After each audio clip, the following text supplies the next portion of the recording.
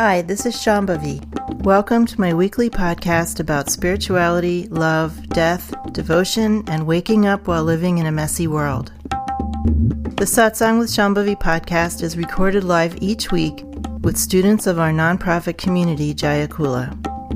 For more information and to find out about attending a satsang, visit jayakula.org. Thanks for listening. Much love to you, wherever and however you are. Last night I had a dream that I moved into a house with some students, and already living in the house was a very, very large spider. I mean, like this big.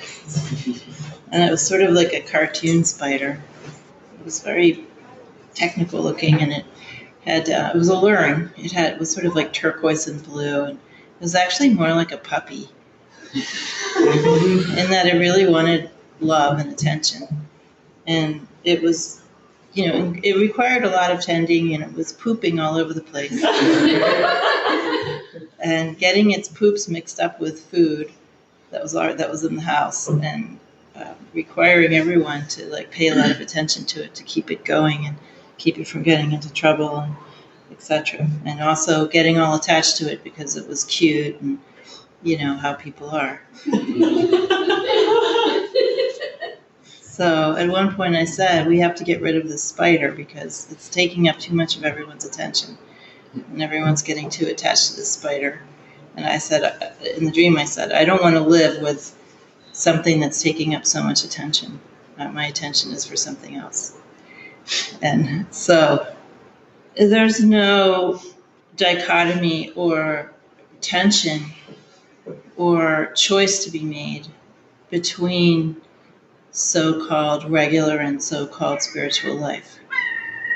It's got nothing to do with what you are doing. It's how you are doing it and what that means to you, what that represents in your life. You can do just about anything or not do just about anything and be following this sense of goodness that is within you. The idea is not, should I choose this or should I choose that? Or do I want this or do I want that? That's a very false dichotomy. All that kind of thinking and worrying is all about trying to find a reason to keep your attachments and get what small self wants. Because it's not a question of, do I want this or do I want that, or should I do this or should I do that? It's who is asking those questions. Which I is asking those questions. The idea when we're being in our own best condition, when we're following sweetness and goodness and wholesomeness and our own sense of inner value, is that we are trying to find through that sense of inner feeling the trajectory that is going to be most relaxing, make us feel like we're in integrity and rightness with ourselves and with God, same thing, and that is going to lead to the least entanglement. Entanglement comes when we have that engine of fixation and compulsion running. We feel we have to do something. We have to respond, we have to fix, we have to get, we have to achieve, we have to this, we have to that. I want this, I want that, I want the other. And we get embroiled in all of these different situations and people that are really just feeding that compulsion. So the idea is that every single one of you I know has access to this feeling of inner goodness, rightness, sweetness, wholesomeness, value. Every one of you has access to that. And when we were talking last week during decades about what Ma wrote, that all you have to do is grab onto the supreme moment. Well, there's something you have to do before that, actually, which is you have to identify that inner sense of value and just the feeling of goodness and rightness that's inside you, built in, and you have to follow that. You have to listen to it.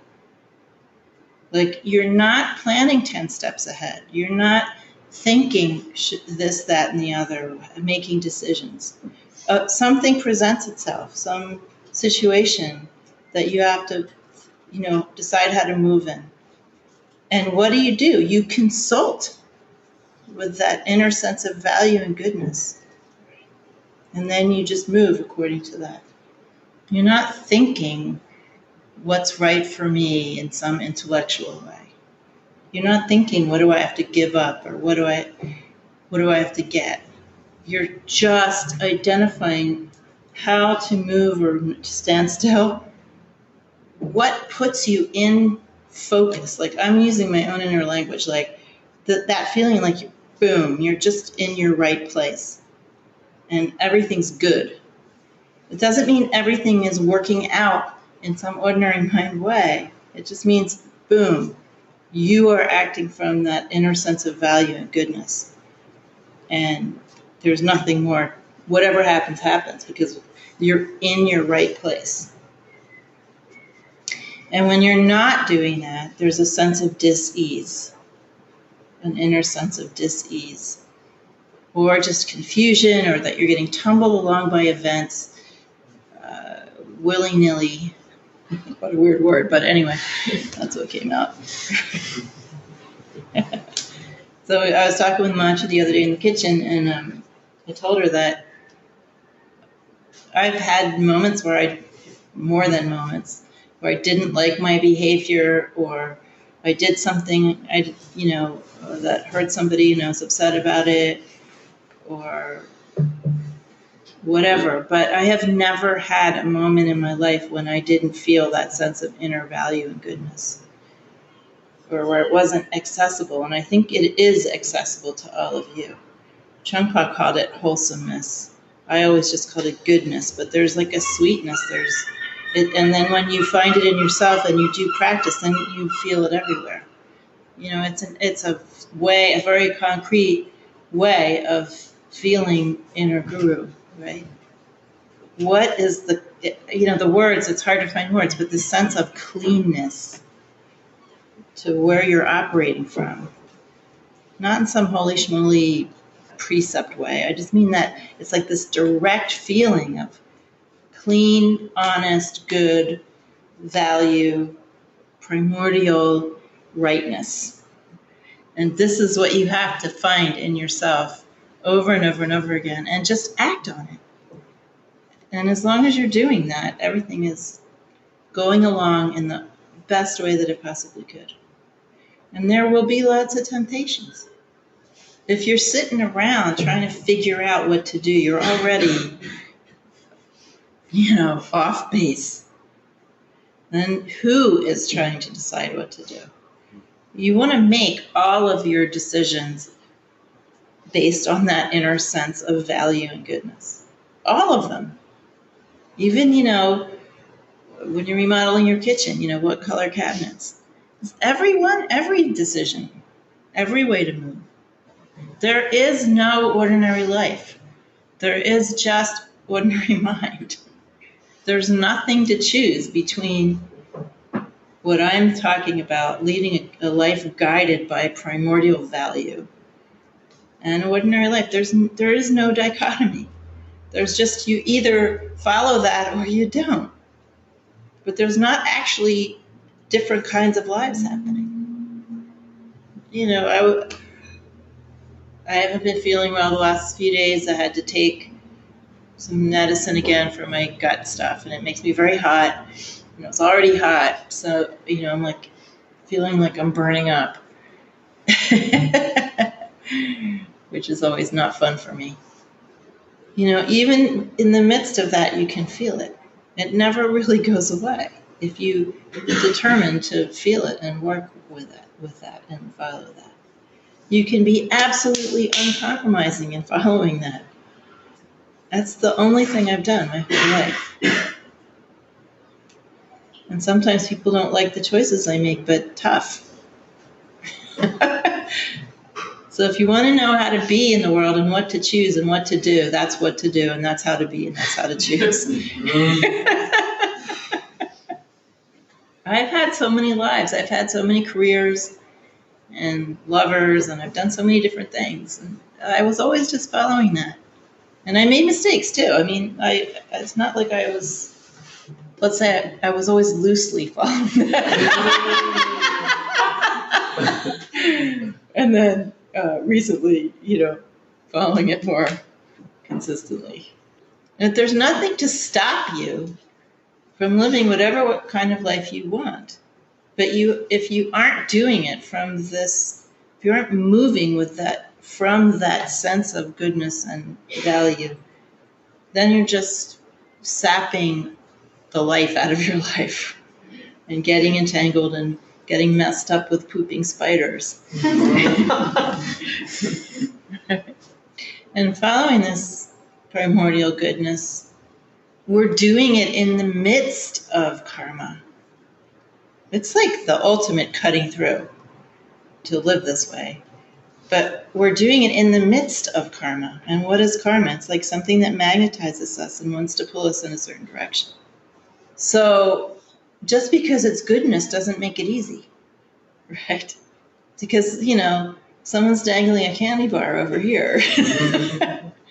The candy bar of doing our usual small I stuff.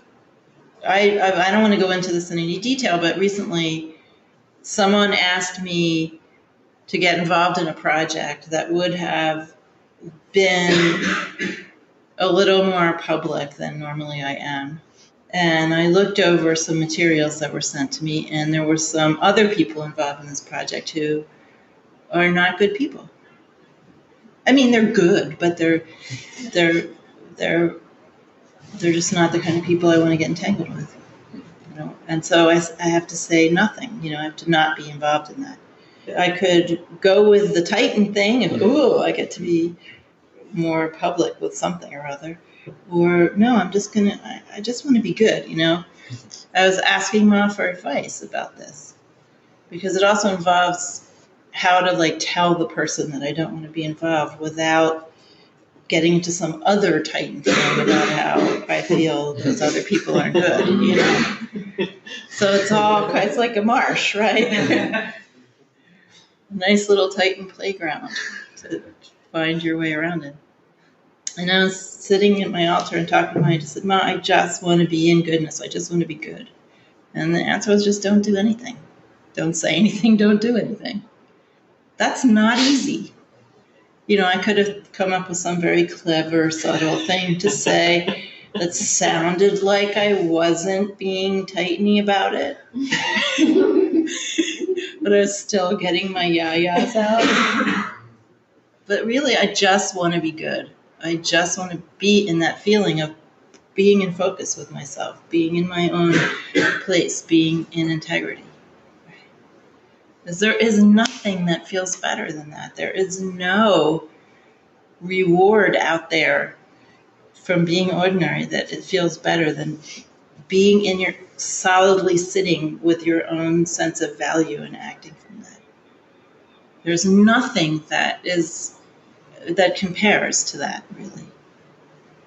And it might take you a while to learn that there's nothing that compares to that, but there isn't. So from that place, you can lead whatever kind of life feels good to you in this more primordial sense. And there's no dichotomy anywhere. It's only a matter of, are you following that or are you following your fixation? That's the only choice, really, ever. And I know all of you, I don't know you that well, but I have a sense of you. I know all of you have this capacity to feel this inner goodness. There isn't a person here who can't feel that and who can't identify it and start to cultivate a deeper relationship with that and follow that. For some of you, it might be harder to have a consistent experience of it than others, but you can be, the more you rely on it, the more it's there. The more you follow it, the stronger it gets. And it just begins to feel like much more natural than doing something else. So you don't have to think anything. You have to feel this. Let's just say you have some choice to make. How should I respond to this person? The example I just brought up. I don't have to think about it at all. All I need to do is which way feels good. I mean, goodness, not good like, yeah, I feel really good to go over here and mess around with these people's heads. You know, but I'm saying which way feels that goodness? Which way do I feel right with myself and right with Mom? Which way is my way, my real way that I've been following my whole life? It's over here. It's to do nothing and just be quiet and stop meddling with everything. That's in this situation, right? So there's no thinking involved. You just have to feel that and go with the way that is the right way. Because it feels like the right way, not because you think it's the right way. I do very little thinking. You all know what I'm talking about, right? So this is the way to live. And it can lead you in many, many different directions. Everyone following this would have a very different looking life. I mean, really, what else are you going to do? Now that you know, what else are you going to do?